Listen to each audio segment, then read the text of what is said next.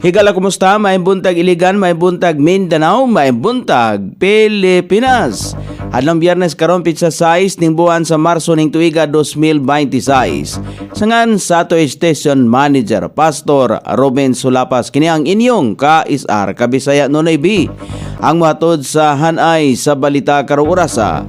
Usa ka Kristohanon sa Canada gimultahan human nga mag-post nga adunay duha lamang ka sexualidad.